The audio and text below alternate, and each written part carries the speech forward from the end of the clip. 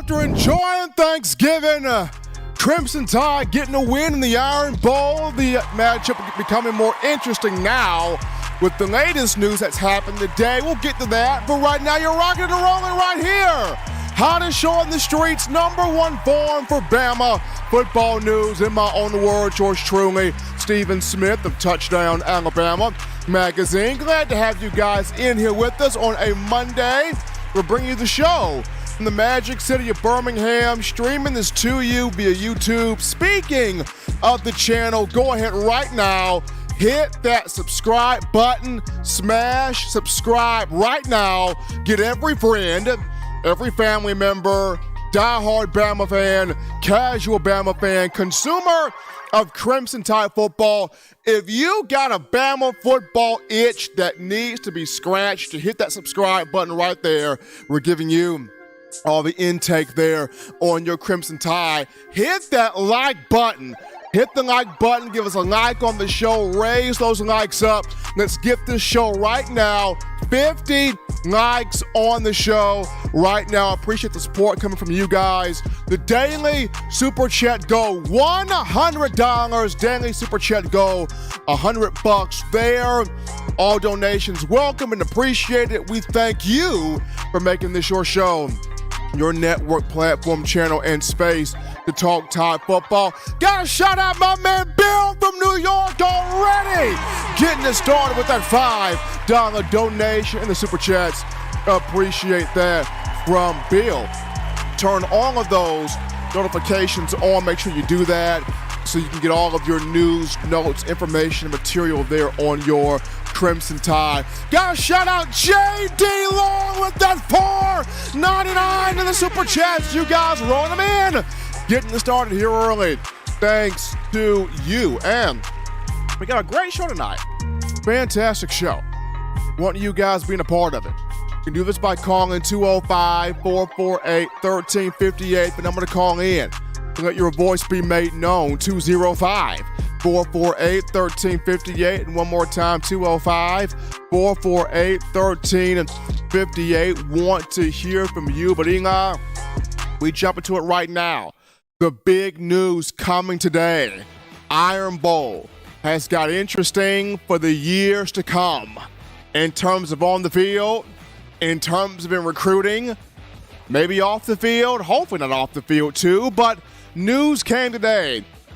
Hugh Freeze, a familiar face, returning to the Southeastern Conference as the head coach of Auburn University. The Auburn Tigers, we knew this would happen. We knew after the Brian Harsin experiment that did not work, went horribly wrong for Auburn, and even with the energy that Carnell Cadillac Williams infused into the program as the interim head coach, former player, Williams has been retained.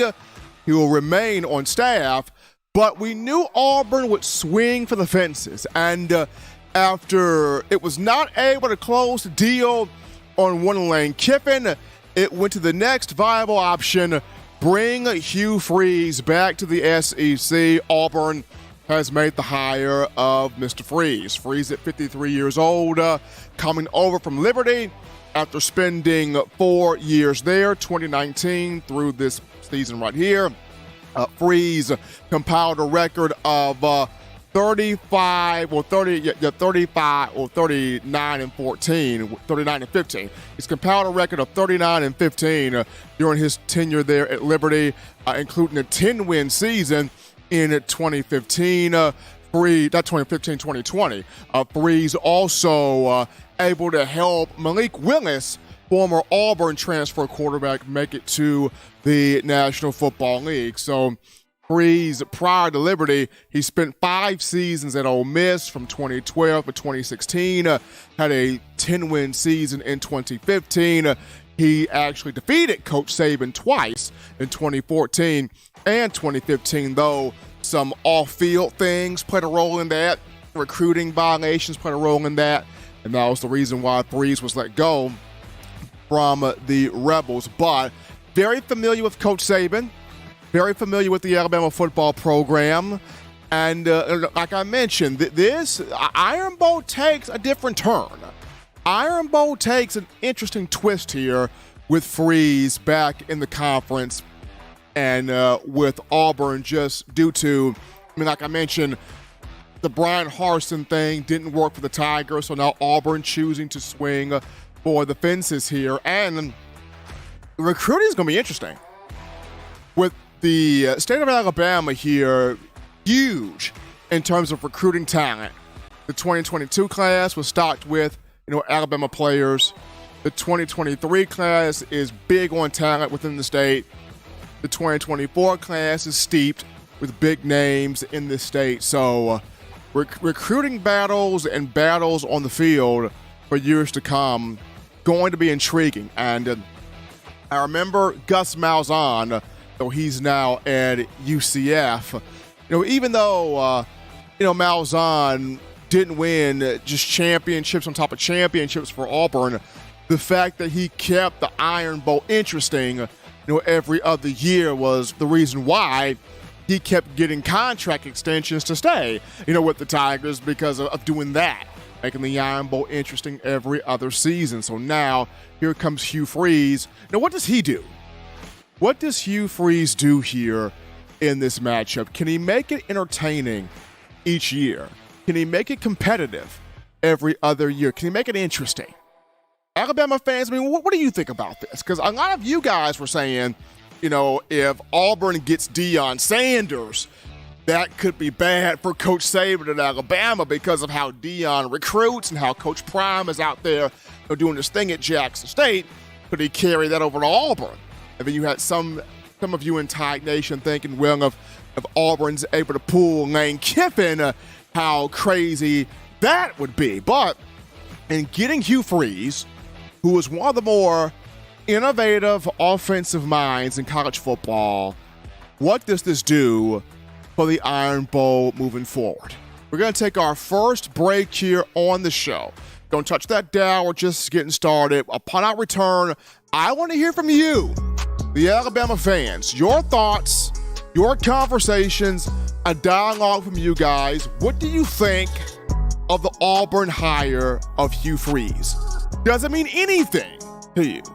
We'll get your thoughts after this.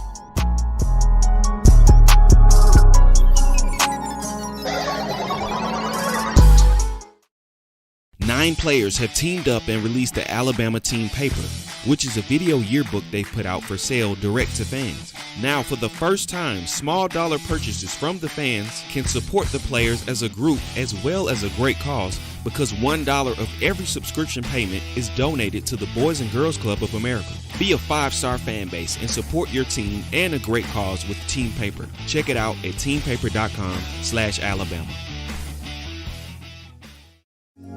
Remember the taste of Grandma's delicious sweets? Emily's Heirloom Pound Cakes brings back those precious memories with just one bite. Each cake made from scratch.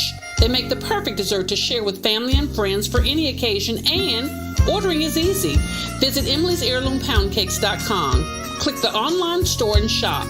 Then pick up your fresh cake at the kitchen in downtown Homewood. Order yours online at Emily'sHeirloomPoundCakes.com. Emily's Heirloom Pound Cakes, making memories from scratch. All right, folks, we're back rocking and rolling to the action from the break on Monday. Hottest show on the streets, talking Bama football news. In my own words, yours truly, Stephen Smith of TDA, your Crimson Tide, with the longest streak in major college football, 15 10-win seasons in the Nick Saban era, this dating back to 2008.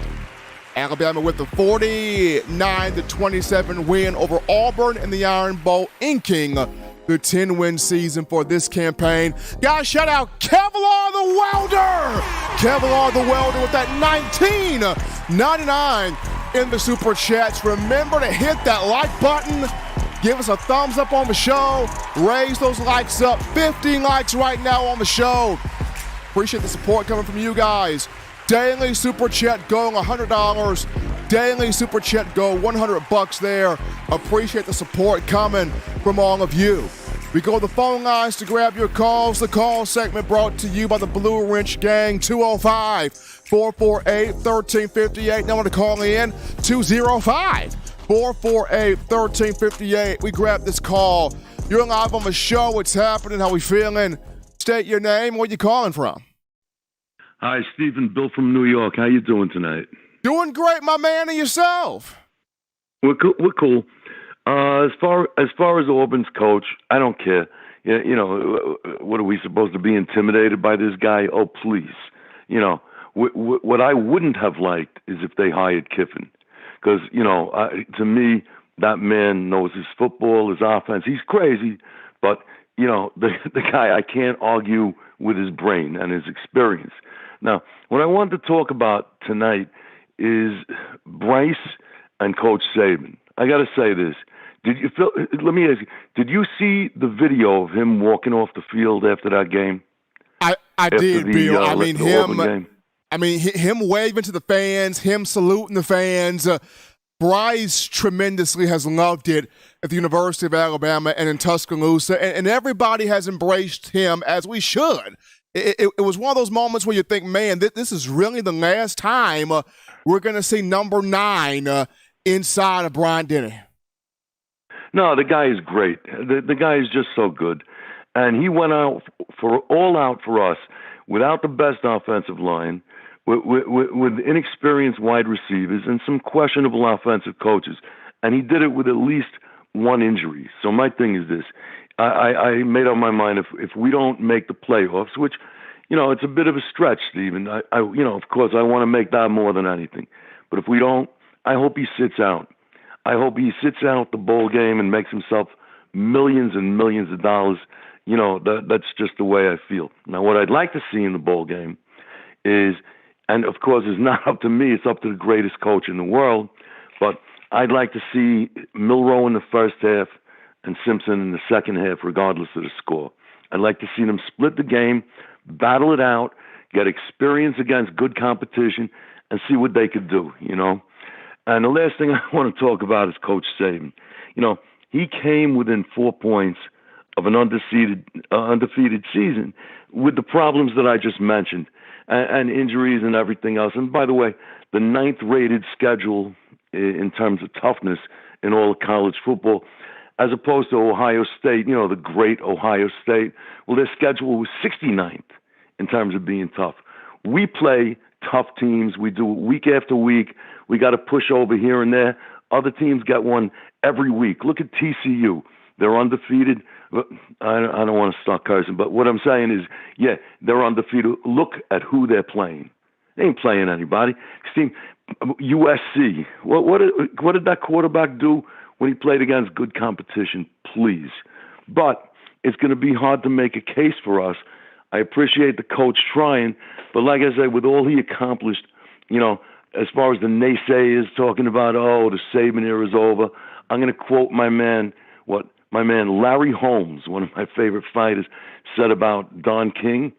He said that he can kiss me where the sun don't shine, and I won't finish the rest of the quote. You know what I mean? Because Saban is still the best, we're the best, you're the best, and roll tide, everybody. Appreciate my man Bill from New York calling in right there on a Monday. And I agree with the first thought there on, the bowl game, letting Jalen Milroe and Ty Simpson split that game. Milroe first half, Simpson second half. Let both of these two guys sort of battle it out there to see who could have the upper hand going into next spring and more importantly next season. I would agree with that. I definitely agree with that because Bryce Young has given you all that is in the tank in terms of his tenure at Alabama. Now, I still think Bryce Young, the competitor that he is, he's gonna want to play in the bowl game. But I do also look at, he's gonna be a first round pick, obviously that, and maybe even the number 1 overall pick in next year's draft. So, do you jeopardize the investment of his arm? You absolutely don't. But we'll see how they play this. We're gonna take this call here. You're live on the show. What's happening? How we feeling? State your name and where you calling from. Hey, Stephen, it's Daniel from Phoenix City. How are you? Doing great, Daniel, and yourself? Man, I'm like always. I'm just hanging in there. So I've got a few things tonight. One, this is something I've been meaning to say the last couple of times I called. Why is nobody talking about Curtis Perry? That's the guy I'm really excited to see.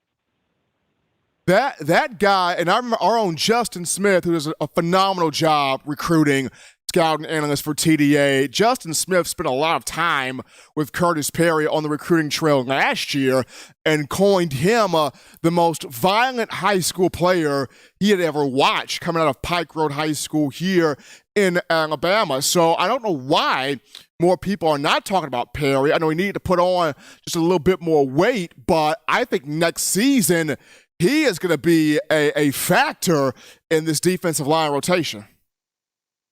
Yeah, because I think he played some in the Iron Bowl, I think. I want to say I saw him out there. I could be wrong, but once again, I mean, starting next spring, that guy is going to get looks in the rotation. And if he takes a hold of it, I mean, Daniel, this guy could be really good.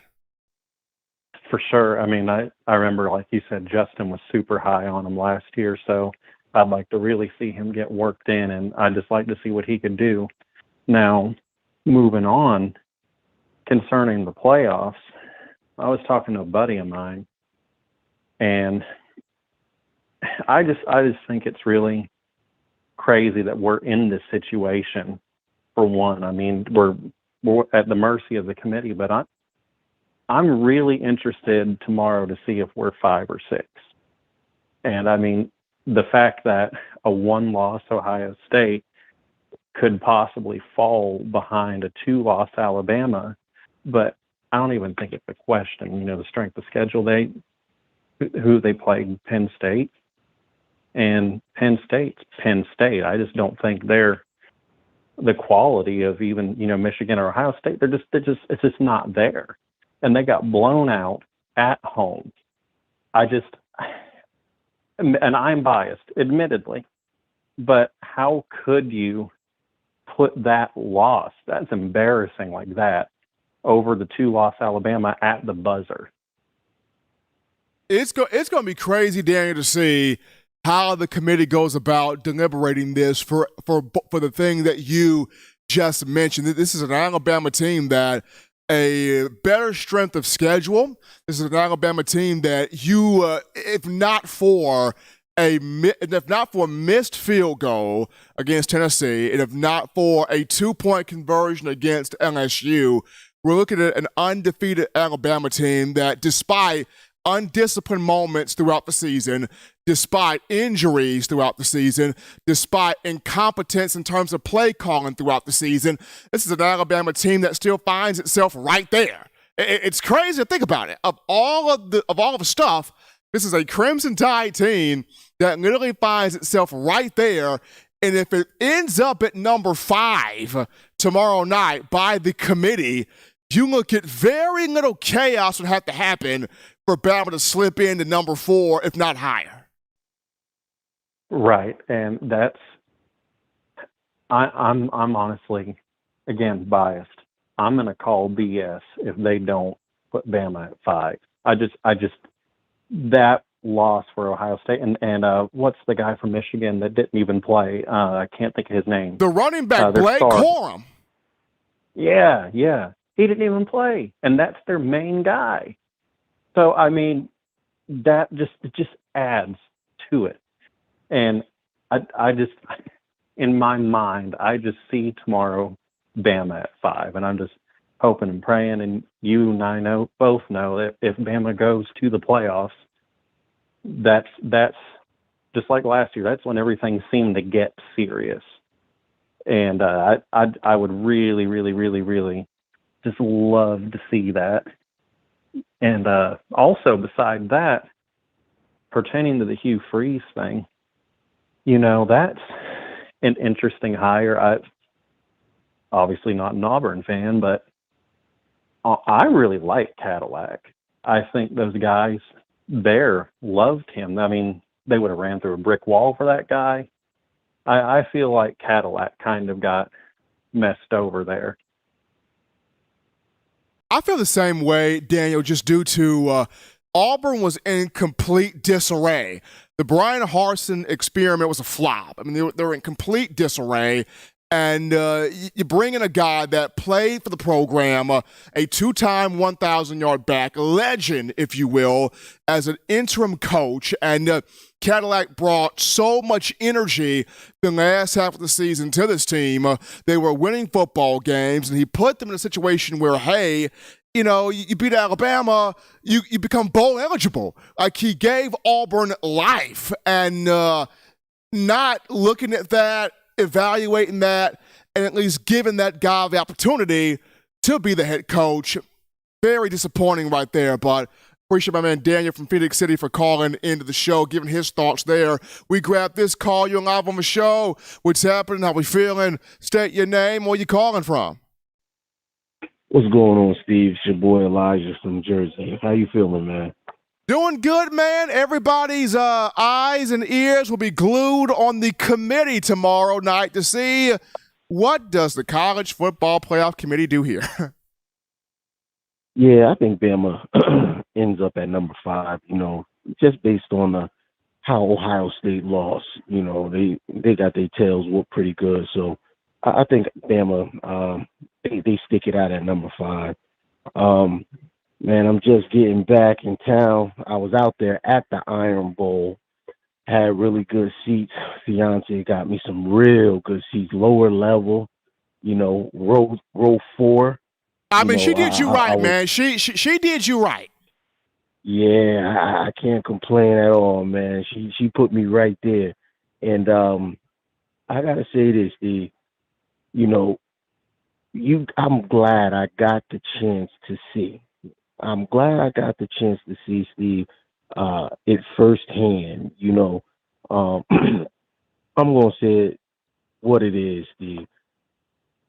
We're wishful thinkers. You know, I always want, even at the beginning of the season, you know, I was going off of based on paper. You know, multiple returning starters on defense, Steve. We got, you know, this person is supposed to be this good. This person's supposed to be that good. Steve, on defense, we just ain't the old Alabama. Love the game. I love the players' energy. That's one thing that wasn't missing, the energy from the players. It was there. But on that defensive side of the ball, Steve, we just ain't as dominant. We just ain't as physical. Would I love to see this team go into the playoffs? Absolutely. I hope TCU lose. But, Steve, I don't want to see us play Georgia, man. Like, if we go in as 4, we have to toughen up. And sitting down there watching Kool-Aid, great player. But our best player in that secondary, even though Brian Branch had a tough time, he's the most versatile, most physical player. And the reason why, and I watched him specifically, Steve, the reason why he gets caught up into so many penalties, Brian Branch, is because he's all over the field. They put him in some very, very tough positions where that kid has to make a lot of plays, Brian Branch. He comes up and stops the run better than anybody. Hell, he stops the run better than our linebackers do. He does. You know, can he get better in his pass defense, his coverage? Absolutely. But the guy is a baller, man. He's a baller. The one thing I couldn't understand, and I was hoping the reason why this gentleman wasn't playing, Jalen Moody, I thought he was still injured, Steve. But this guy ain't injured. And it baffles me how he's one of our best linebackers and how this guy isn't on the field. How isn't Jalen Moody, Steve? Can you answer that for me? How isn't Moody on the field? And he looked better than Toa the first 5 weeks of the season before he got into this little injury thing. Steve, how isn't he on the field? That is one question, Elijah, I'm still trying to even myself figure out. I mean, I like Deontay Lawson, I really do, but I'm still trying to figure out, okay, why is Moody not getting the opportunities down the stretch that he got early on in the season where he was shutting guys down. And I continue to look at as much as Henry To'o, instinctive, smart guy that he is, he runs himself out of plays. He allows himself to get blocked out of plays. And then when he's in the play to make the play, he's getting dragged 5, 6, 7 yards down the field. Well, from what I've seen from Henry To'o, he's not an Alabama linebacker, Steve. I've been saying it for all year long. Now I finally got a chance to see it. He don't come off of blocks well. He don't shed blocks well. I don't know how much he weighs, if it's 220 or 225, 230, 215, but he almost plays like a free safety. He's athletic, Steve. He's just not physical enough. He's not a run stopper. From when you look on the field, Steve, and you looked at Auburn running backs and their quarterback, honestly, if they could have stuck to the game plan, they could have made that a much tighter game with the way they were able to move the ball on the ground. Throwing-wise, they're just in total disarray, Auburn is. But on the ground game, our linebackers, and Lawson, I understand he might just be a redshirt freshman. He still has a lot of growing to do. But we can't stop the run, Steve. And that's what scares me, because for years, that was our forte. Stop the run, make you throw. Now we can't stop the run, and we damn near can't stop the pass on defense. I just was happy to get a front row seat at it, Steve. Like I said, the one thing I loved Alabama's energy. I loved it. The one thing I can say is this team, they have to learn how to finish. They don't know how to put people away like those past teams. Put you away, bury you, game is over by the third quarter, that's it. This team doesn't know how to really put you away. But I love, like I said, I love the atmosphere. It was a great game. I'm probably going to go back next year. But thanks for taking my call, Steve. Appreciate Elijah calling in from Jersey. And the atmosphere, Eli, was great. It was a great atmosphere. I enjoyed it. I mean, the people were rocking from kickoff to the last whistle. Players hung in there. The atmosphere was fantastic. But defensively, Alabama gave up 318 yards rushing, including Robbie Ashford, the quarterback, had over 100 yards rushing. And for the running back, Jarquez Hunter had over 100 yards rushing. And that doesn't happen. I mean, Auburn had plays where they ran little trick stuff and got to the perimeter. Alabama couldn't set the edge. Guys were over pursuing. I mean, Cadillac Williams was pulling plays from 2004 out the bag. And those plays were working. They were moving the football. So I know Saban said that he hadn't seen a lot of that stuff since Pop Warner, but Bama couldn't set the edge in that one. That was rough to watch there defensively. We're going to go to this call here. You're live on the show. What's happening? How we feeling? State your name and where you calling from. Hey, what's up, Steven? It's Chad from Talladega, Alabama, right by the racetrack. How's it going, bud? Doing great, Chad, and yourself? I'm all right. A few things I wanted to bring up tonight. Congratulations on the Tide for the win. The basketball team for knocking off number one. And it's a good week for Alabama sports, is it not? Been a good week, men's basketball, you take care of Michigan State, you take care of North Carolina, two powerhouses there. Football team gets a win in the Iron Bowl. Women's soccer is still crushing it. Oh, yeah. We're not doing bad right here in the Deep South. I wanted to talk to you a little bit about the future of Alabama football, okay? Go ahead. Once Nick gets rid of those coordinators, he's probably not going to get rid of Golden, but whatever. I like him. Never have, never will. I just think, I don't know what it is. The biggest thing they say is he's a player's coach, and that's what keeps him. But from the players and everything, it's not aggressive enough. I don't know. And it's not like the players aren't what the players could have been back then. I mean, they're just not getting coached right. I mean, we're overthinking this. I mean, it's the coaching. All right, and but once we get rid of the OC, we got a kid, Ty Simpson, that you know very well. He's going to be the future of Alabama football. He's fantastic. I love Milroe. He's not a quarterback though. He's a dynamic athlete, all-purpose receiver, running back, whatever you want to make him. But he doesn't have it, Steve, as far as quarterback. But Ty Simpson can whip it. He's fast. He can run. He can do anything. What do you think about him? When I watched Ty Simpson come out of high school, Chad, I mean, I saw somebody that took that team to a 2A state championship, accurate, strong arm, can layer the ball in there, can make several throws on the field. And the big thing is Ty Simpson works with QB Country, which is a very major quarterback group. They work on mechanics, they work on timing, they work on precision, they work on placement, a lot of different small things to make a quarterback successful within the mechanics. And this same group trained A.J. McCarron, trained Jacob Coker, and trained Mac Jones, who took Alabama to a national championship in 2020. The same group is with Ty Simpson. So if that's any indication, Simpson's going to give Milroe a giant push. Well, yeah, no, I'm not knocking. I love Jalen Milroe. I mean, as far as his attitude, his athleticism, he's amazing. I mean, he's one of the fastest players on the team, if not the fastest. He can bust loose.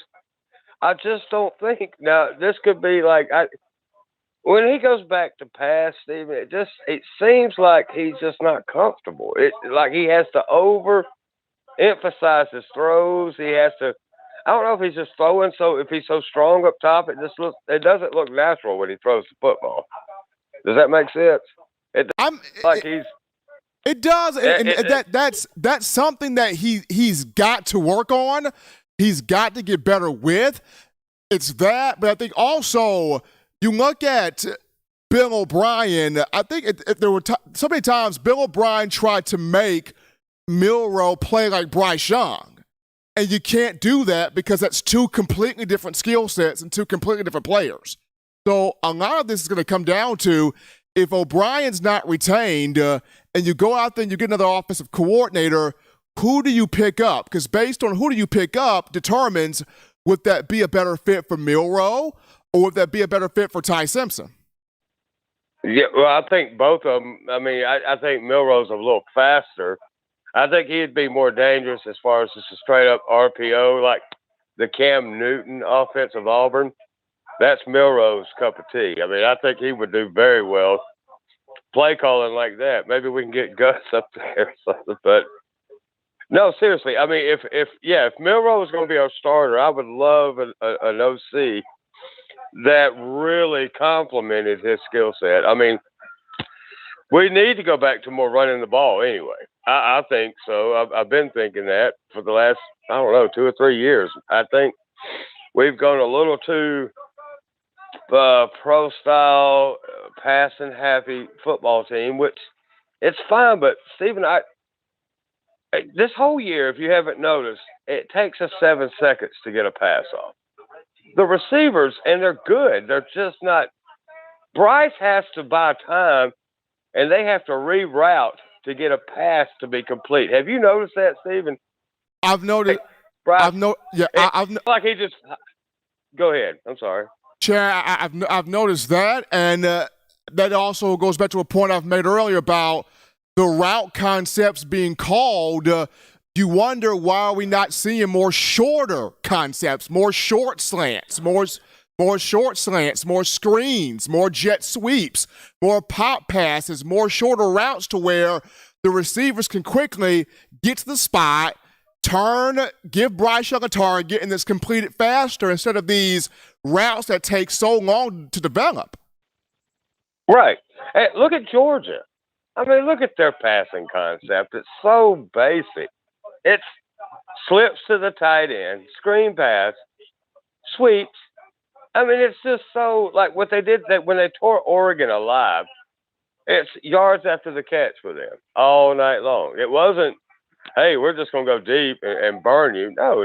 They don't do that. Georgia, very game managing. It's been Kirby took from Alabama and he's built it over at Georgia. I mean, it's so obvious when you look the way he talks in interviews, the way his OC does, his game managing quarterback. It's nice. I mean, and we wonder why they're doing well, so it's, I don't know. I mean, we had to make adjustments. I understand Nick had to change a little bit when Hugh Freeze gave him the wake up call, like, wow, we need to lighten up the offense a little bit. And I don't know, maybe Kirby's going to have to go through that at some point, but right now there's a team to beat. And there's a shot that we make the playoffs this year. And I'm not scared of Georgia. I think Alabama could beat Georgia. Look, we've not been we haven't really been that good this year, but we play Georgia great every time we get on the field. I mean, I don't worry about that. I think we're the only team that can beat Georgia this year. I'm not being biased in that. I'm a diehard Bama fan, but honestly, Stephen, before I let you, I mean, that's the truth. I think we match up well with Georgia. I think we could stall them actually on offense, but that's about it. I don't mean to keep you. I had to vent it out, and I just want to let you know, if we get the right OC in there next year, we'll be great. We'll be right back up there. On top, and we'll be in the playoff hunt again next year. I think whether it be Milroe or Ty Simpson, future's looking pretty good. Plus, we got the two guys coming in at quarterback next year. We're going to be okay, Stephen. Absolutely. Appreciate my man Chad calling in from Talladega here on a Monday. In my own words, we gotta get some super chats right now, Eli. So how about Brian Watson with that $4.99, dropping that in the bucket right there. Appreciate Brian Watson. Then we got Sufficient Me with that $3 donation, helping us out here on the show. Continue showing that support. Daily super chat goal right there of $100. We appreciate the help from you, the Bama Nation. Continue to hit that like button. Give us that thumbs up, like the show. Make this your show. Network, platform, channel, and space to talk Bama. We're going to go to a quick call topic here, and that being the exodus continues for Bama players hitting the transfer portal this month as the third name has decided to exit stage left, that being reserve offensive lineman Damian George, the 6'4", 333-pounder out of Houston, Texas. He came as a 4-star in the 2020 class of North Shore High School. Announced today via Twitter, putting his name in the transfer portal. He will have 2 years of eligibility left. George joining the likes of Trey Sanders, Alabama running back, and Kyrie Jackson, cornerback, to put his name in the transfer portal. We're going to take a break here, folks, from the show. Don't touch that dial. When we get back, Coach Saban and Bama players willing to campaign for an opportunity. Campaign to pitch itself into the college football playoff. We'll get into that conversation right after this.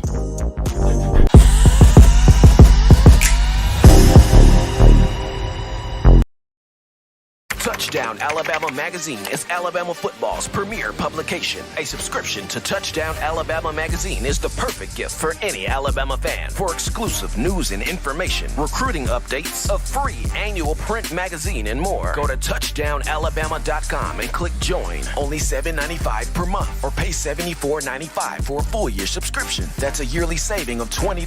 Go to touchdownalabama.com today and roll Tide. We're back into the action, folks, from the break on a Monday. Hottest show on the streets, talking Bama football news. In my own words, yours truly, Stephen Smith of TDA. Crimson Tide getting the 49-27 win over Auburn in the Iron Bowl of the weekend, improving to 10-2 to end the regular season. longest streak here in major college football, 15 10-win seasons under Coach Nick Saban. Bama also got a commitment from a 4-star speedy wide receiver today in Jaron Hamilton.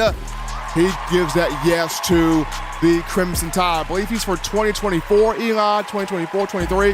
2023 is Mr. Hamilton. So our own Justin Smith continuing to be on that ground, scouting out these incredible athletes here on the recruiting trail.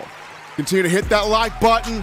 Make this your show, your network platform, channel, space to talk Bama. We are one like away from 100 likes. Hit that like button. Smash the like button. Give us a thumbs up right here. Daily super chat go $100. Appreciate the support coming from all of you. All donations welcome and appreciated. But Eli, in the press conference after the Iron Bowl, Coach Saban entering the media room with a cut on his face. A little blood there. He said, hey, they don't make them like they used to. I didn't have to go to the hospital or the medical tent. You know, I'm a tough coach. 71 years old taking hits like this. But Coach Saban and the Bama players willing to campaign itself to be in the college football playoff. Willing to make its pitch to the college football playoff committee as to why Alabama should be in the playoff. And, you know, Coach Saban, today after the game, he's like, look, you know, we've been through some injuries all year. We're a really good team. With Bryce healthy, we're a different team. Of course, you all know that. We lost 2 games by a combined, 4 points. Other than that, we're one of the top teams, and I'm hopeful that the committee sees it that way. That's coming from Coach Saban. You look at Will Anderson. He spoke on absolutely Alabama's one of the best 4 teams in the country. He said, hey, I take our guys over anybody else. Our guys, we work hard. We went through a lot of adversity this year. Our quarterback, Bryce Young, had an injury, but, we believe we're one of the best 4 teams in the country. That's from Will Anderson's standpoint. Bryce Young is kind of more so willing to let this whole thing sort of play out. He's saying, hey, we can only control what we can control. And the only thing that Bama could control at that point was winning the Iron Bowl, which it did. So Bryce is willing to let things sort of play out while Will Anderson and Nick Saban, they're like, no, if we have a chance to sort of campaign ourselves for the college football playoff, we're going to take that chance. And it's kind of interesting how after the loss or the losses to Tennessee and LSU, many of you in the Bama Nation felt like, okay, this team does not deserve the playoff. It's okay. It doesn't deserve it. Hasn't played its best all year. Let's just play for pride. Let's just play for, to end the season with 10 wins. Let's just play for getting to a good bowl game, hitting the reset button, and getting this culture back to where it needs to be at. In terms of fierceness, relentless competitive play, toughness, discipline, effort, being dominant in every sense of the word, all of those things. But since the second half of the Ole Miss game, Alabama's been playing with more energy. They've been playing with more enthusiasm. They've been playing a little bit better. They've been showing a bit more focus, rallying together, being tight-knit. Emil Ekiyor, veteran offensive lineman, shared with me after the game that the slogan this team has come up with is we are all we got, so we are all we need. We're all we got, so we are all we need. Rallying together despite the naysay and the negative that's been hurled sort of at them by the outside factor. So it's interesting. I mean, since the second half of the Iron Bowl, since the second half of the Ole Miss game, this team has been playing a whole lot better, and it's put itself in a situation where, should the committee favor it, Bama could be at number 5 on Tuesday night. And the biggest decision the committee has to make comes down between Alabama and Ohio State. even with 2 losses, there's Ohio State's 1 loss against Michigan, getting blown out at home in the Horseshoe in Columbus. Even with the offense that it has with C.J. Stroud, Heisman front-runner quarterback, the fact that Michigan does not have its best player, Blake Corum, in the game, and the Wolverines still blow out Ohio State at home, is that enough to have a 2-loss Alabama jump a 1-loss Ohio State and get at number 5 in the playoff? That's the question that the committee is asking itself. 2-loss Alabama, which its 2 losses come on a combined 4 points. Strength of schedule tougher than Ohio State's. Alabama's played with 4 teams who are in the CFP top 25 rankings as we speak right now. With an Alabama team that climbed to number 6 in Sunday's Associated Press top 25 poll. But is Ohio State's loss that much of an embarrassment that it's worthy, it's justifiable to have a 2-loss Alabama team jump it to number 5 in the CFP? And everybody's eyes is going to be glued to that television screen tomorrow night. Boy, I'm going to have some popcorn. I'm going to have some popcorn, some pizza, maybe a root beer float. Who knows? Sitting right there in front of the television trying to figure out, what does the college football playoff committee do? Because if Alabama's at 5, and quite a few national pundits have mentioned this, the nightmare scenario that nobody wants to see, a 2-loss Alabama in the playoff. Because that could very well be the switch to make Bryce Young and Will Anderson push that team to win a national championship. Because remember, Bama doesn't get in the playoff. Bryce Young does not win a national championship as a starting quarterback for the Crimson Tide. If the CFP committee gives Alabama a big break here and a 2-loss Bama gets in, you telling me Bryce Young's got a shot at a national championship as a starting quarterback? Well, he's going to play guns blazing to put that team all over his back, trying to win a national title in what will be his final season in Tuscaloosa. But we'll see how the committee plays this. We'll see how this goes about. But interesting that Coach Saban and players willing to campaign for Alabama to have a shot there in the college football playoff. I mean, Coach Saban did this back in 2017. He did it with a 1-loss Bama, and Bama got in. So we'll see what happens this time around here. But tomorrow night, oh yeah, that popcorn will be prepared. We're going to take another break here on the show. Don't touch that dial. When we get back, we'll return to the phone lines to grab your calls, your thoughts, your ideas, conversation with you. The Bama fans, light those phone lines up. We'll get back with you right after this.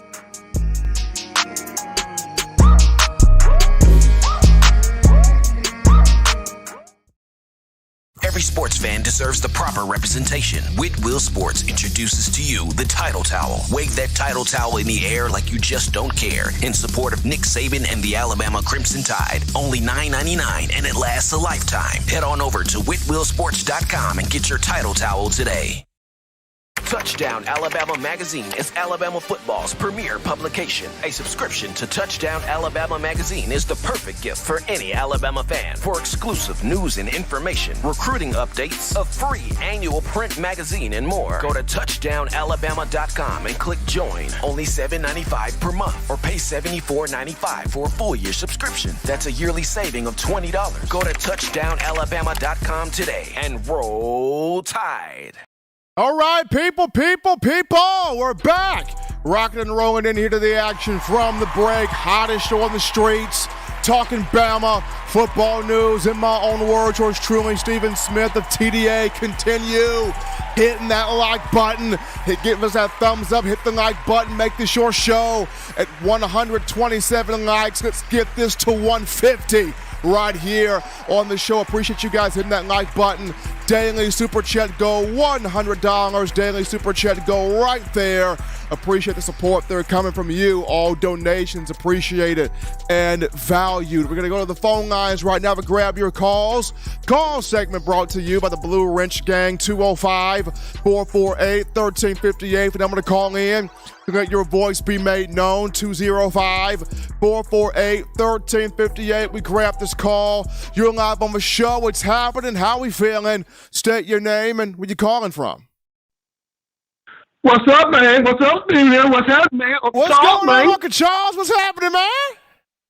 Man, I can't call it, man. I just can't call it. Let me help the Alabama listeners, my brothers and sisters. I love you, and just as much as you love me, and the love is real.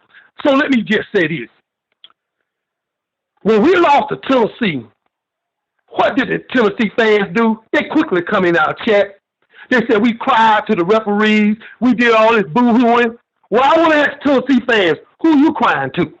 Because I know you ain't talking about them referees. You just couldn't be talking about them referees. We talked about them, and nobody wanted to listen. You talked about them, and you want everybody to listen. Well, guess what? What comes around really goes around. And I don't want to dig it in too deep, but I'm going to keep on digging. Let me explain something to you, Tennessee fans. You can't do nothing about it. Why? Because you're over there and I'm over here. You know what, Stephen? If somebody asks me, what's the difference between a fool and somebody being crazy? Well, a fool is the one that dances at his family reunion and he's drunk and he thinks he can dance, but everybody there thinks he can't. And if somebody crazy is walking down the road with some boots on and they're completely naked. I suggest to the crazy people, don't walk into an emergency room in your local hospital. You will be in jail.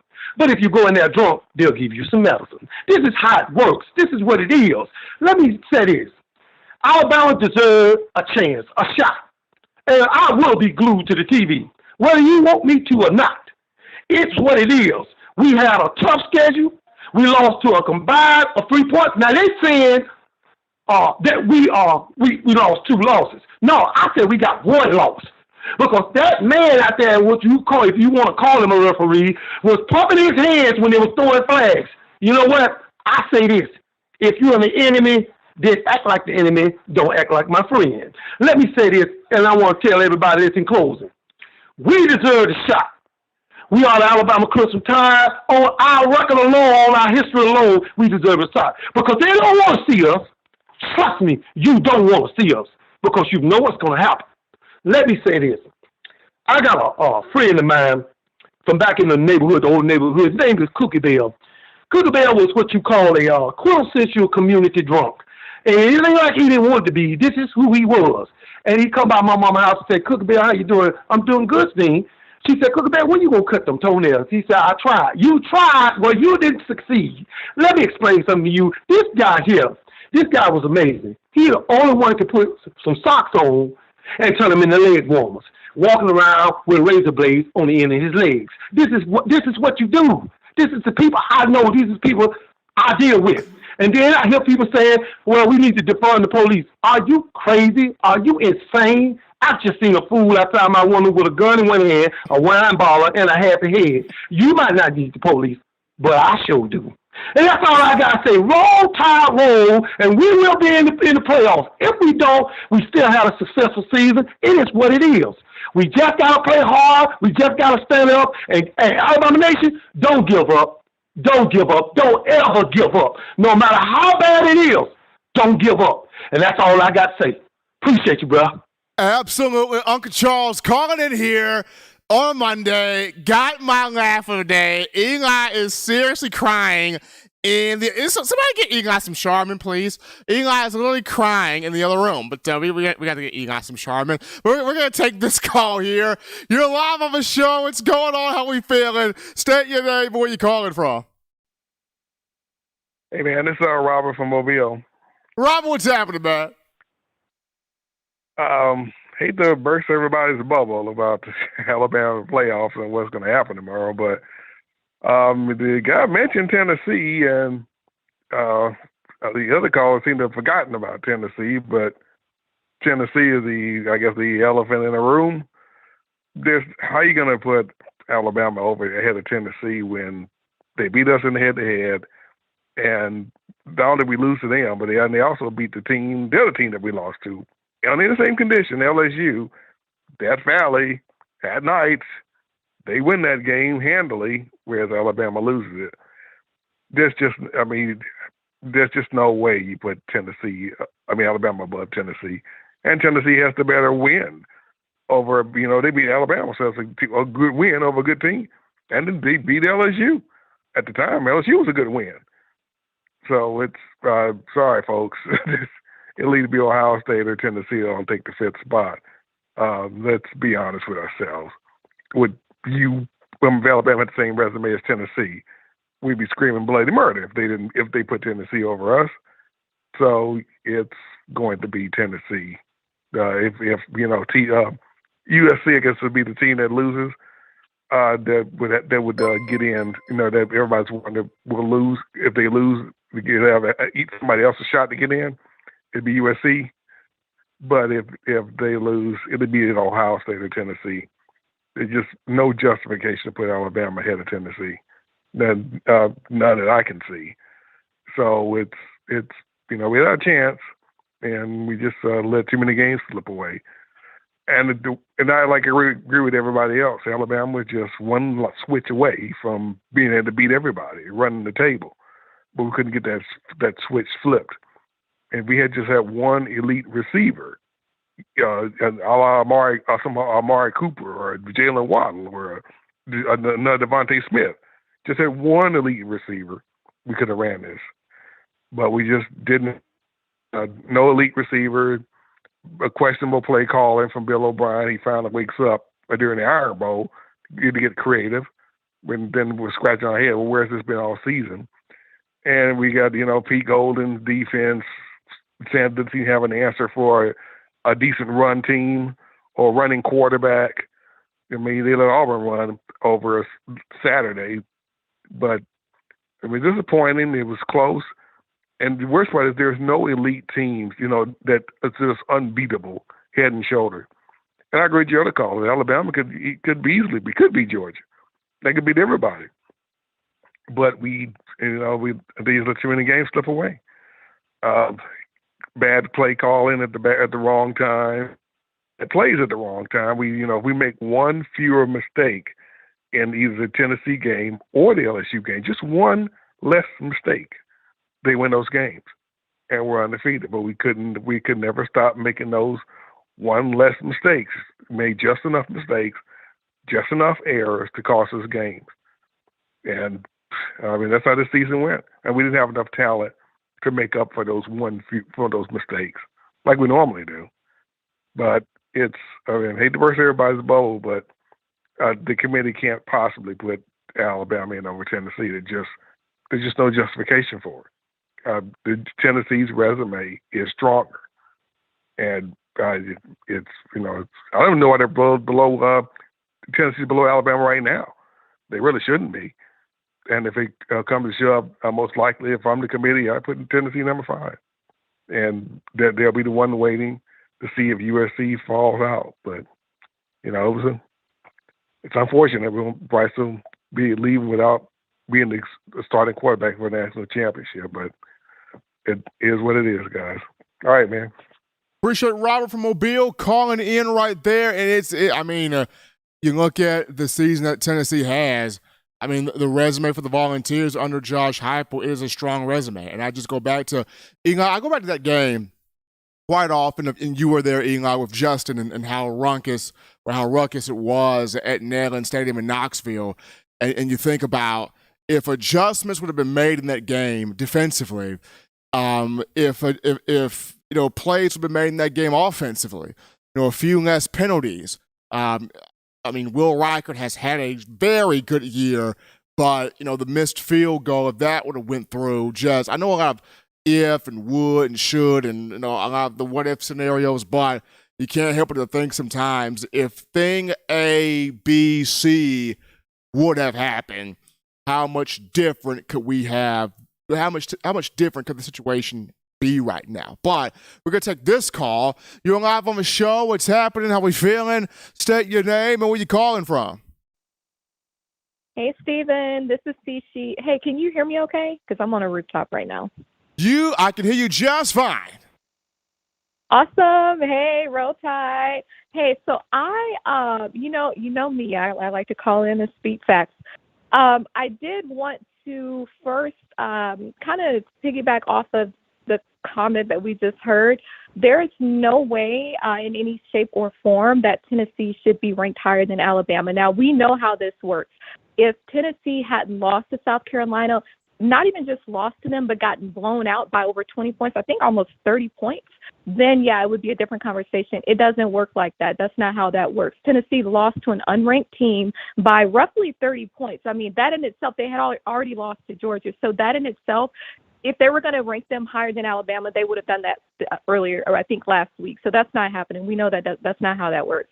But I did want to kind of touch on a couple things because that just kind of threw me off. I don't think I've heard anyone, even Tennessee fans, say that. So that's not how that works. It never will. But anyway, so I think our game against Auburn, we looked really, really good. And, to see that camaraderie, I think it partially had to do with, this being Bryce and a couple other players like last, game in this stadium. But I don't think it's our last game of the season. I still think we have a really good shot at the playoffs. I know I've been saying that. I'm going to keep saying it. But this really feels like almost like deja vu for like the 2011 season. I just keep going back to that because it really makes me think about that. So let me touch on the game this past weekend, and then I'll kind of say a little more. But I was happy to see Robbie Oots out there. I think when I've been talking about the last couple of times that I've called in, when I talked about like that X factor that we needed, which I really wanted it to be Tyler Harrell, we saw that with Robbie Oots. I mean, this guy's literally bulldozing people. That's what I've been wanting to see, and so I was so happy to see him out there. And I think that even with the play calling, it was more creative. It looked like we had more guys on the field, seeing Holden out there. We just looked so much more solid, to say the least. And I think the defense overall, we did pretty well. Lawson, I still think Tolo, I think he did pretty well in this game. We do still have some room for improvement, but I think overall we did pretty darn good considering it's the Iron Bowl and, we beat them by quite a bit. It was a good point spread. So I am happy to see that. I think Bryce, he got quite a bit of rushing yards, almost the same as McClellan, but I know McClellan, I think he got hurt at some point. But anyway, I've been saying since the beginning that, we would see some of the teams who are ranked ahead of us. We were going to see some of them, lose. And that's what we're seeing, same as 2011. And so when we saw, South Carolina beat Clemson, that wasn't surprising to me, I don't think. I think when we saw the fact that South Carolina had just beaten Tennessee, to me, that's exactly what South Carolina needed to push them into this past weekend against Clemson. This is not the Deshaun Watson Clemson, nor is it the 2019 LSU. So I think whatever narrative has been created where, LSU has gotten hyped up over the season, yes, they've gotten progressively better than they were at the beginning of the season, considering they lost to Florida State at home. However, this is not the 2019 LSU. So them playing Georgia is just not going to work out. But I do think that, the South Carolina win over Clemson, that is what we needed. They were ranked ahead of us, and that's exactly what we needed. They already had one loss. I think Oregon's loss as well, that's what we needed. So that's what I've been, saying this entire time. I did expect USC to lose to Notre Dame, but, it didn't play out that way. But it is interesting to see them playing Utah again because, they lost to them during the regular season. So to see them play in their conference championship game, that's going to be interesting. But I am a little, so I watched the LSU and Texas A&M game. And to be quite honest, I almost wonder if Brian Kelly went into that game, like, assuming that they wouldn't beat Georgia. And I say that because to me, a head coach with any amount of experience, why would you keep your starting quarterback out there on the field after he's gotten the life almost knocked out of him a couple of times in that game when it was obvious that Texas A&M was about to win? Why would you keep him out there? I think they pulled him out maybe once just for a couple plays, but then they put him right back in. And in my opinion, when you know that you have a conference championship game the following weekend, you need your starting quarterback. So to me, it just didn't make sense. It almost seems to me like they were willing to sacrifice, Daniels just to possibly win against, and it was clear that they weren't going to win that game. So I think any chance that LSU had to beat Georgia, it went down the drain because just poor decision making from the top. So I think, we probably will see Georgia, beat LSU more so because of that reason. I still don't think it's the 2019 LSU, but any chance that they had, it went down the drain because of that, and so, even moving on to TCU, they're TCU, but I think they play Kansas State this weekend. I think it's ironic how going back to the 2011 season, Kansas State was one of the top 5, maybe top 10 teams. And we don't usually see that. But I remember 2011, it was Kansas State, Boise State, I think Oklahoma State, and Kansas State was really good. So honestly, I wouldn't be surprised if Kansas State beat TCU. TCU came really close to Texas and Baylor, and I just wouldn't be surprised by that. And then even with Michigan, just a week ago, they struggled against Illinois a little bit, and I think they played their heart out against Ohio State. And so because of that, coming off of that type of game at Ohio State, they looked really, really good against Ohio State. But I think just coming off of that and going into, a championship game, you don't really know what's going to happen. I know it's Purdue, but they've won like 8 or 9 games. So you really just don't know, and so I think it's, it's kind of a toss-up. I do think that one of the teams that are currently in the top 4, based on the AP poll, we're going to see one of them lose for sure. And so I just think that, I will say, seeing Tony Robbins on the sideline, that literally had me so ecstatic because I actually got to hear him speak in person, and he literally is like one of my favorite coaches. And so I think just to have him on the sideline and that energy that he brings, it's exactly what the team needs. And I was so happy to see that. And so I think, as far as why we deserve to be in the playoffs, I think it's a no-brainer. I think that when you I always look at things in terms of how you start versus how you finish. So in my opinion, you look at how we start against Texas.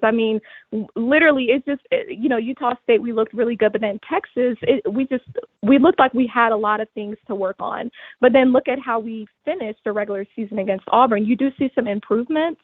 But I do think that the game against I think, and like I always say, when it comes to the playoff committee, there are so many things that have to be weighed. You can't look at everything, you can't look at it as an apples to apples comparison because it's not. When you look at the strength of schedule, the strength of conference, I think the start of this season, going into the first few weeks, the SEC itself, I think we had at least 8 to 10 teams in the top 25, if not more.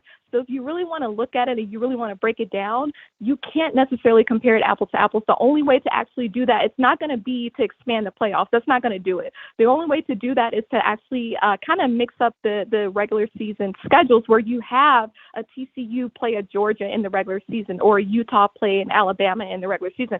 You have to do that if you really want to have an apples to apples comparison. So I think strength of schedule, but also the strengths of wins versus the strengths of the losses. You look at Alabama, we only lost 2 games. And to me, we technically didn't even lose those games. We go to a Tennessee who was ranked number 6 at the time, I think. We play at Tennessee, and the officiating was horrible the entire game, and we only lose by 3 points. We go down and we play LSU, and we only lose by 1 point in overtime.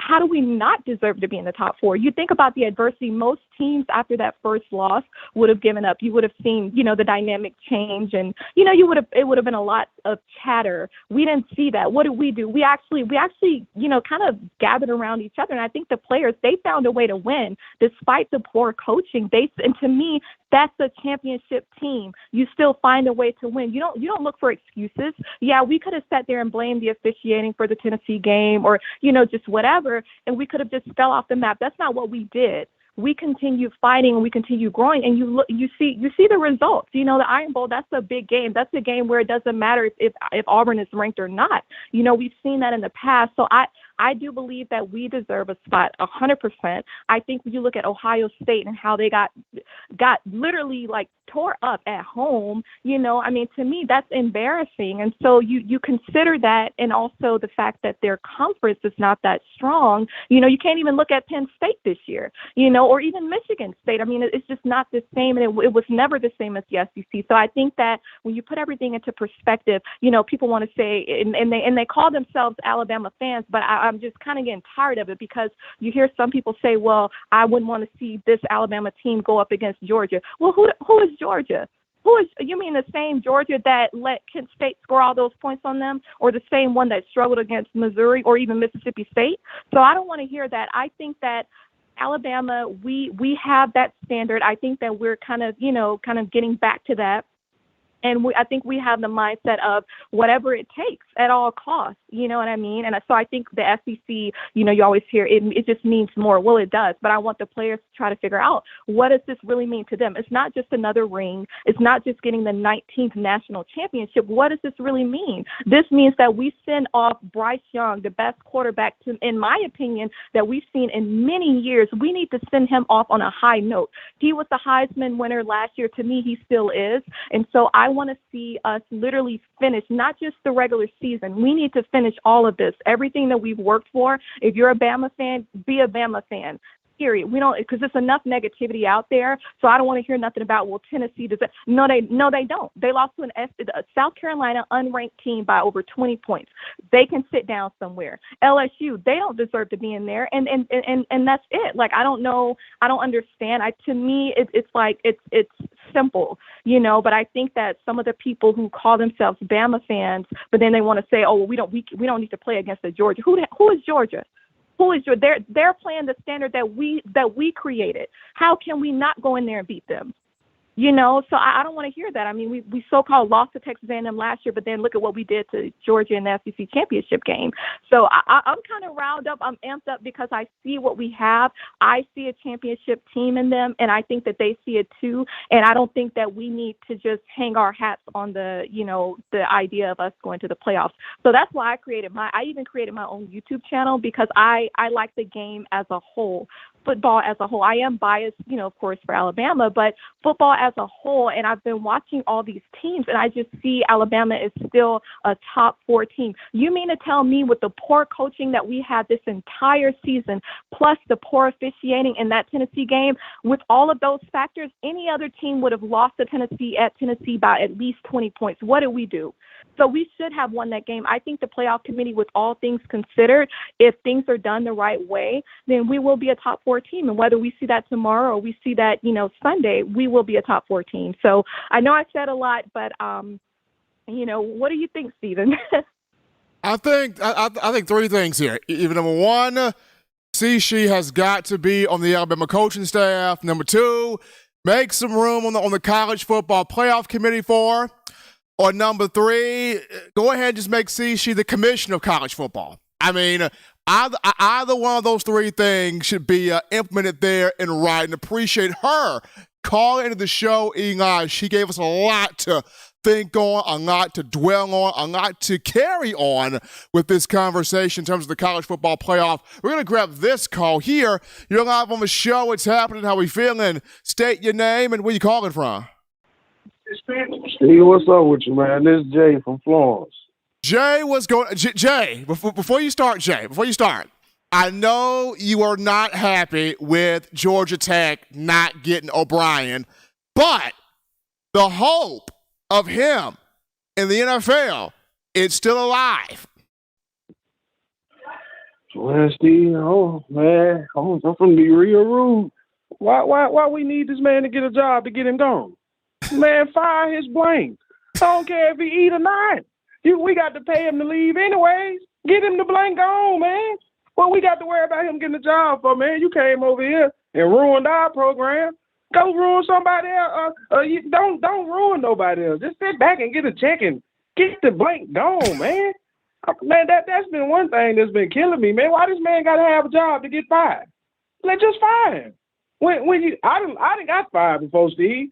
The folks ain't come to me and say, "Hey, we got you another job down the street." They just say, "Hey, don't come back on our premises." So I don't know. I'm lost, Steve. Can you help me with that?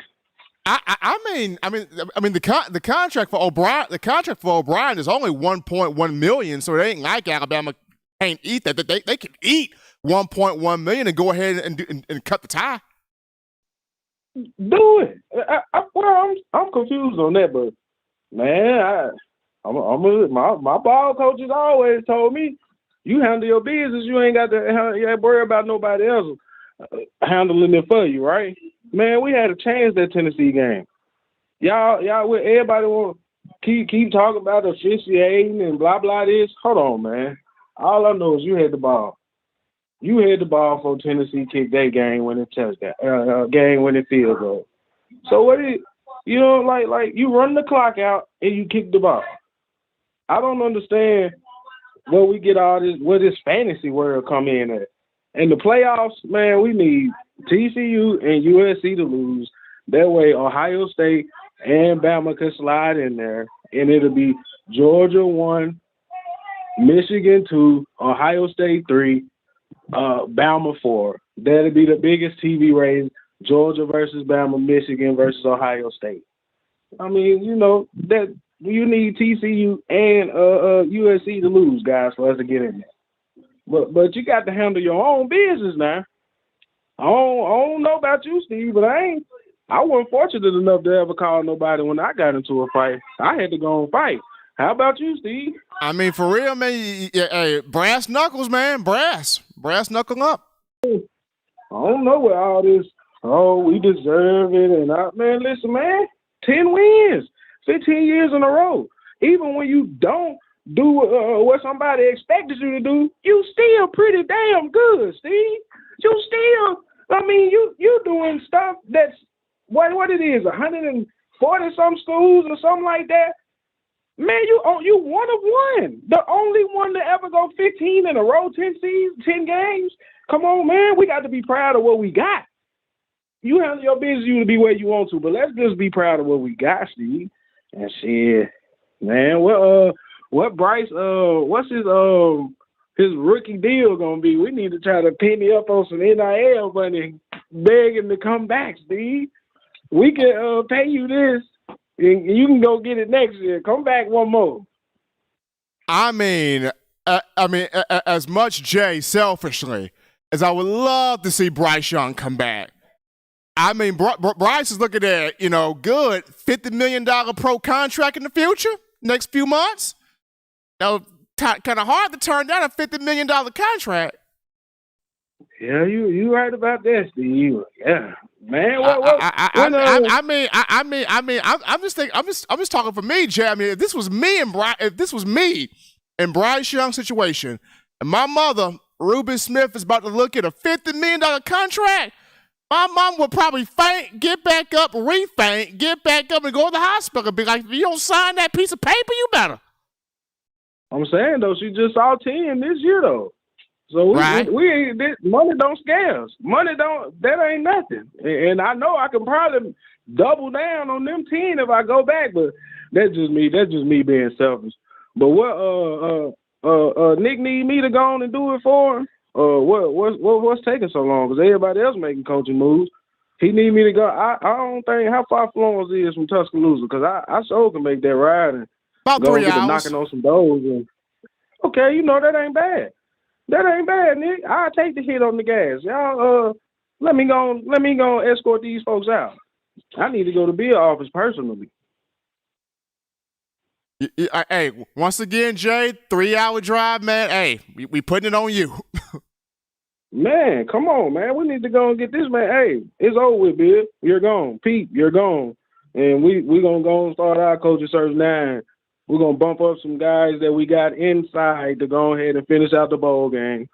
Now, if we do get in, it's going to be some upset folks, Steve, and I can't wait to see them faces. If it happens to the point to where Bama can get in, man, you talk about some sad, long-lipped looking folks, man. But all right, man, Roll Tide, Bill O'Brien, them sucker. My name first on the petition. Roll Tide, guys. Appreciate Jay from Florence calling in here to the show on a Monday. Continue rolling in your thoughts, your ideas, your conversations. We're taking them right here. We grab this call. You're live on the show. What's happening? How we feeling? State your name and where you calling from. This is Higgins from Mississippi. What's going on, man? I just want to say a few words. Okay. Is it going to come down to Ohio State and Bama getting in? That's where they're going to come down to? Well, right now, for Ohio State and Bama to both get in, you would need TCU and USC both to lose. All right. Which is one of them lose? Then that would be an open slot for either Ohio State or Bama. Am I right? It would be an open slot for either Ohio State or Bama. Correct. Yes. Yeah. Now, who do you think would get in? Who I think would get in? I think who I think would get in? So Ohio State would have one less loss, provided if they win the Big Ten championship. So honestly, the committee would try to put Ohio State in, even though Bama would have the better resume than Ohio State in terms of strength of schedule. That's why you would need TCU and USC to both lose. We should one of them lose, and that would be a whole slot. Yeah, I think Bama could beat either one of them teams.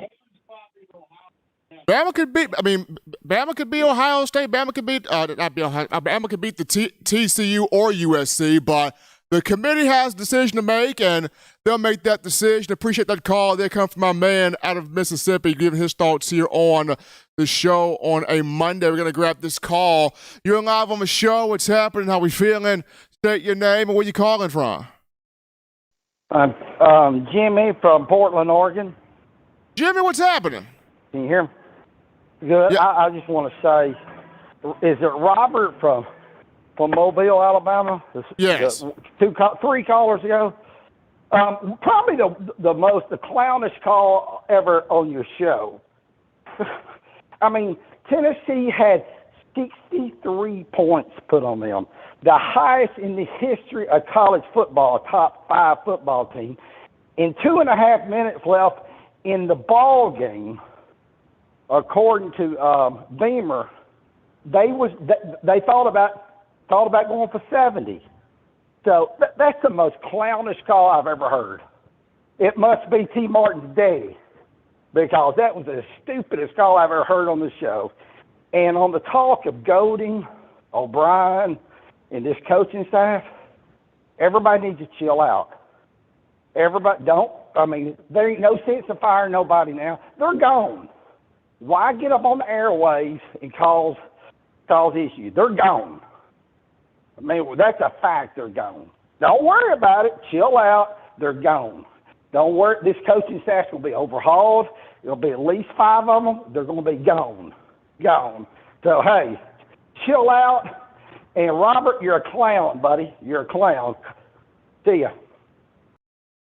Appreciate Jimmy from Oregon giving his thoughts here on the show on a Monday. You guys lining us up with these phone calls. We'll grab this one. You're live on the show. What's happening? How we feeling? State your name and where you calling from. How you doing, Stephen? My name is Mimi. Roll Tide. How we doing? I'm doing well. Thank you for asking. Hope you're doing well. Also, just wanted to put in my 2 cents very quickly. I watched that game between Tennessee and South Carolina, and they got drugged. Like, it was terrible. Like, in Alabama, yeah, we lost 2 games and everything, but we never got humiliated. Like, we still gave our best. And honestly, I think that if Bryce had not been injured, early in the season, I don't think that we would have lost that Tennessee game or the LSU game. So I just, wanted to put my 2 cents in. And I'm with you. I'm with Chi-Chi and you. If there's any, opportunity for us to get in, I'm going to push. You know what I'm saying? Just for Bryce and for, Will Anderson. I would love to see them, win a championship. So if there's any type of opportunity or any chance, I'm going to push for them. So just roll tide, everybody. Love y'all. Y'all take care. Bye. Appreciate Nimi calling in from Birmingham, giving her thoughts here on the show. Continue getting your calls in, 205-448-1358. Number to call in, 205-448-1358. Guys, show some love for Josh Chapman. That $1.99 in the Super Chats. Appreciate Josh right there. Daily Super Chat go, $100. Daily Super Chat go right there. Appreciate the love and support coming from all of you. Awesome call topic here, Eli. Much as I enjoy covering Alabama football for TDA, and I do. Been doing this now 14 years. Been enjoying this. Alabama men's basketball. I'm enjoying watching this right now, too.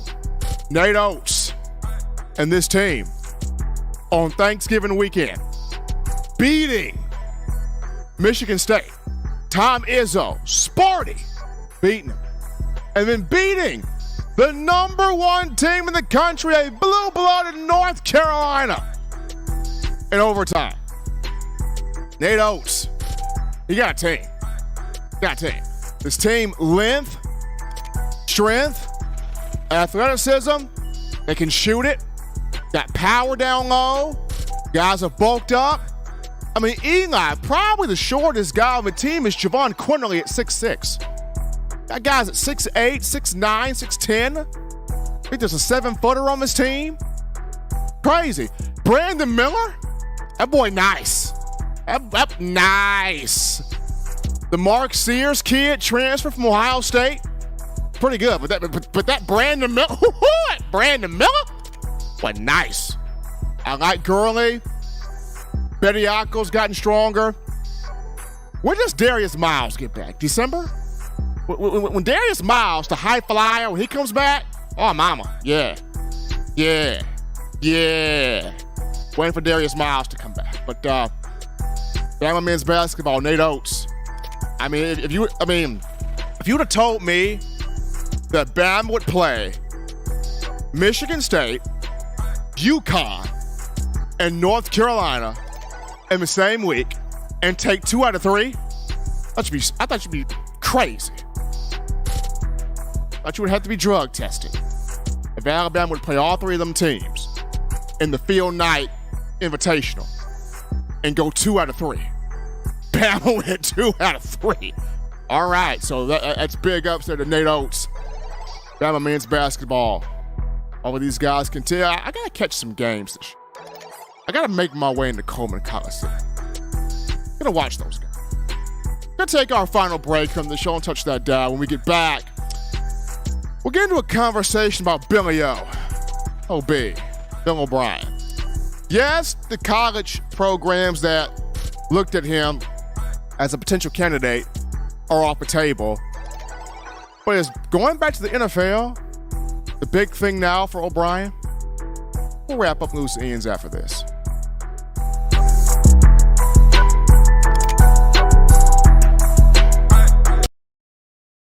Touchdown Alabama Magazine is Alabama football's premier publication. A subscription to Touchdown Alabama Magazine is the perfect gift for any Alabama fan. For exclusive news and information, recruiting updates, a free annual print magazine, and more, go to touchdownalabama.com and click join. Only $7.95 per month, or pay $74.95 for a full year subscription. That's a yearly saving of $20. Go to touchdownalabama.com today and roll Tide. Thank you for tuning in. Show your support right now by clicking that like button. If you haven't subscribed, hit the subscribe button now and enable all notifications to make sure you don't ever miss any of the best Alabama football news, notes, and information right here on Touchdown Alabama.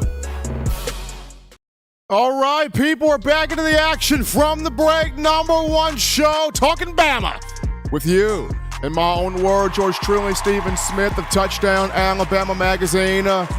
Remember, folks, on tomorrow, streaming live on TDA's YouTube channel, we got the Bama Standard with Justin Riley, comedy legend Steve Brown, all SEC linebacker, Bama legend Marvin Constant, 2-time national champion at Alabama, USFL champion Bo Scarborough, Yours truly, Stephen M. Smith. You want the fun, the laughs, the excitement, the Bama legends, the not being politically correct? You check out the Bama Standard tomorrow, 6 p.m. Central Time, streaming right here on TDA's YouTube channel. Also, gotta check out TDAWord.com. I know, tears. The regular season over, but still, get your gear. Or that Crimson Tide. TDAWare.com. It's your one-stop shop right there. Link in the description. Get your swagger, sauce, drip, clothing, cultural, fashion needs right there.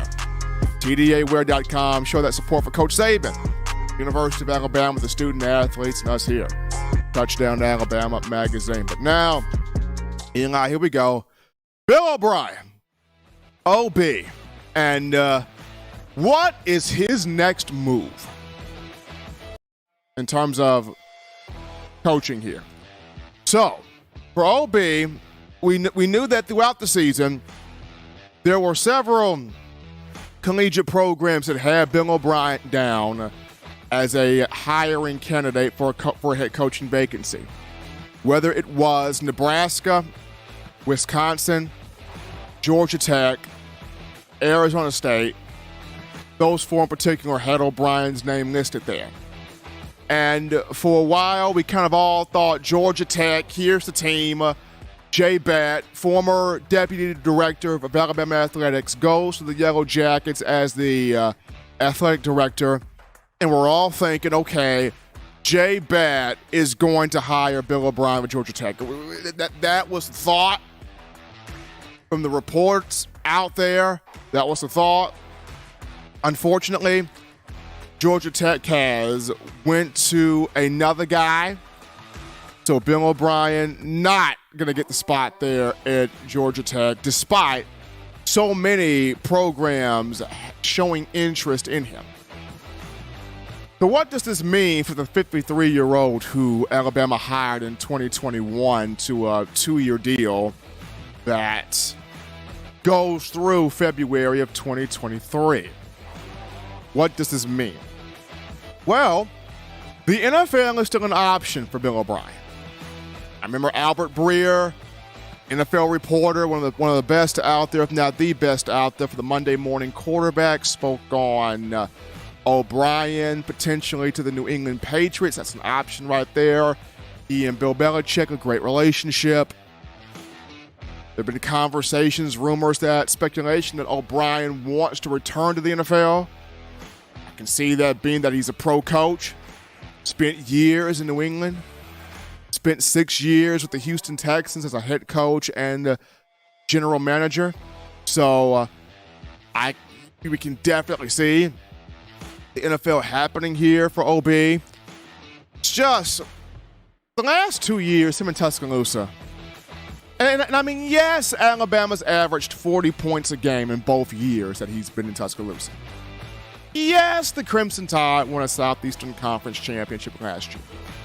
Yes, Bryce Young won the Heisman Trophy just a season ago. But honestly, I just feel like the last 2 years, Bill O'Brien has not been a fit at all. Not been a fit. I mean, you as the Bama Nation, y'all have been calling for him to not remain in Tuscaloosa just due to the play calling that's been suspect, questionable at best, in making it light. I mean, the Iron Bowl this past week was probably the best game O'Brien's called in 2 years. Like, Eli, we're watching the same game on the field and we're like, did somebody kidnap O'Brien? And is this Steve Sarkisian's son calling the play? What's going on here? I mean, that game, the offense flowed so much that game. I know a lot of that was Bryce Young healthier. Yes, true. But the offense flowed so much that game, Eli. You and I were like, what in the world is going on? Like, Bill O'Brien's called a good game. This is crazy. He waited till the final game of a season to flip to the other side of the playbook and call the short routes and trust the run game in working the deep ball to Jermaine Burton, in having Robbie Oots out there catching the ball. O'Brien waited to game number 12 to do all of that. So, interesting. Very much so interesting. The NFL is still an option for OB. But what will his move be? And what is Nick Saban going to do in terms of all of this? Because you lose Bryce Young after this season ends, after the bowl game, or if you make the play. And you got to have the right offensive mind to work with Jalen Milroe and Ty Simpson. You have to look at it like this. If Jalen Milroe wins the starting quarterback job next season, whoever the coordinator is that you bring in, you don't retain O'Brien. That guy's got to undo what O'Brien did in terms of Jalen Milroe. However, if Ty Simpson's the starter, the silver lining there would be whoever the OC is would have a fresh slate with Ty Simpson. It's a fresh slate, clean slate. It's really intriguing when you think about that, when you really just sit down and ponder this in the back of your mind. But, see, Georgia Tech, not wanting O'Brien. Wisconsin, found its guy. Nebraska, taking Matt Rule. Colorado, hearing that primetime Deion Sanders been offered that job. Has he taken it? Who knows? Not that's been confirmed there, but for Bill O'Brien, where will he end up if indeed he returns to the National Football League? But as always, Bama fans, you want the best in news, notes, information, coverage, entertainment on your favorite program. You can get this by accessing the Touchdown Alabama Magazine app. Now, you download the app from the iPhone App Store if you're rocking Team Apple, Google Play Store. You got the Android phone for your audio needs. Check us out, iTunes or Apple Podcasts, Spotify, Stitcher, Spreaker, TuneIn Radio, Overcast.fm, or iHeartRadio. We got you covered right there. You can check out individual copies of Touchdown Alabama Magazine. You can order those. Have those sent to your door, people. That link will be found in the description. You can also get your hands on the fresh edition, print edition of TDA, the magazine. If you go to touchdownalabama.com, you click join, become a member or a subscriber today. That's how you get your hands on that right there. Gotta shout out you guys, the incredible fans of Bama football. All the donations, super chats, YouTube chats, phone calls, likes on the show. You making this your program to talk Tide football as you've done all regular season long, putting up with me and my antics. Appreciate you guys right there. Gotta shout out my man Eli Walker in the production studio, doing this thing behind the scenes, making this show as special as it is. Once again, Bama fans, check out the Bama Standard tomorrow, 6 p.m. Central Time, streaming live on TDA's YouTube channel with the guys Justin Riley, comedy legend Steve Brown, all-SEC linebacker and Bama legend Marvin Constant, two-time national champion, USFL championship running back Bo Scarborough, yours truly, Stephen M. Smith. We got you right here. Bama Standard tomorrow, 6 p.m. Central Time, streaming right here, TDA's YouTube channel. Till next time, folks, husbands, love your wives. Wives appreciate, value those husbands. Children, you guys continue doing the right thing, fun thing, smart thing, good thing, legitimate thing to not be bored there. Get you those 3 hearty meals a day, those 3 great laughs a day. You protect yourself. You protect the loved ones around you. Till next time, folks, I'm your man, Stephen M. Smith, and you've been listening to Them Own Words.